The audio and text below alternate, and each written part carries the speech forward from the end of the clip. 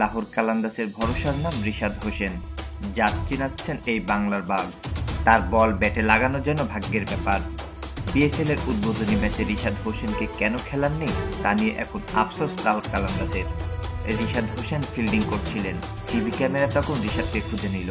PSL এ ধারাভাষ্যকারের দায়িত্বে থাকা কিংবদন্তি ওয়াসিম আকরাম ঠিক সেই মুহূর্তে বললেন, এই ছেলেকে আমার কাছে বাংলাদেশের ভবিষ্যৎ মনে হচ্ছে।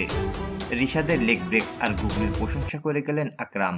কেনই বা করবেন না, রিশাদ যে ততক্ষণে ৩ উইকেট পেয়ে গেছেন।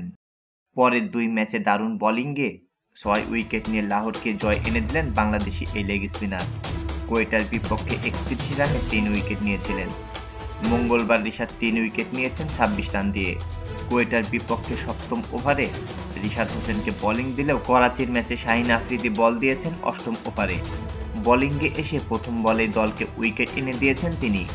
তার গুগলিতে রিভার্স সুইপ করতে গিয়ে উইকেটের পেছনে ক্যাচ দিয়েছেন শান মাসুদ।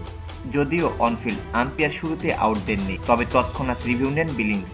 টিভি রিপ্লেতে দেখা যায় শান মাসুদের গ্লাভস ছুঁয়ে বল বিলিংসের গ্লাভসে জমা পড়ে। ওই ওভারে ইরফান খান ফুলার লেথ ডেলিভারিতে উড়িয়ে মারার চেষ্টায় লং অনে মিচেলের হাতে ক্যাচ দিয়েছেন। সিকান্দার রাজার পর আবারও বোলিংয়ে আনা হয় রিশাদকে। দ্বিতীয় ওভারে পঞ্চম বলে উইকেট তুলে নেন তিনি। তার অফ স্টাম্পের বাইরে বল ড্রাইভ করতে গিয়ে ক্যাচ দিয়েছেন আব্বাস আফ্রিদি। আরেকটি উইকেট পেতে পারতেন রিশাদ। তার শেষ ওভারে উড়িয়ে মারতে গিয়ে ডিপ মিড উইকেটে রাজার হাতে ক্যাচ দিয়েছিলেন খুশদিল, তবে ক্যাচ নেওয়ার সময় সীমানা ছুঁয়ে ফেলায় সেটি ছক্কা হয়। রিশাদ ছাড়াও লাহোরের হয়ে শাহিন আফ্রিদি ৩টি ও রাজা নিয়েছেন ২ উইকেট। করাচির ব্যাটিং ব্যর্থতার দিনে সর্বোচ্চ ২৭ বলে ৩৯ রান করেছেন খুশদিল। এছাড়াও শান মাসুদ ১৮ ও হাসান আলী ২৮ রান এবং শেষের দিকে ৭ বলে ১৬ রান করেছেন অ্যাডাম। ৫ বল বাকি থাকতেই লাহোরের ২০১ রানের জবাবে ১৩৬ রানে অল আউট হয় করাচি। পিএসএল এর চলতি আসরে ৩ ম্যাচে লাহোরের এটি দ্বিতীয় জয়। এই ২ জয়ে বিশাল অবদান রেখেছেন রিশাদ হোসেন। লাহোরের পরের ম্যাচ ২২ এপ্রিল মুলতানের বিপক্ষে।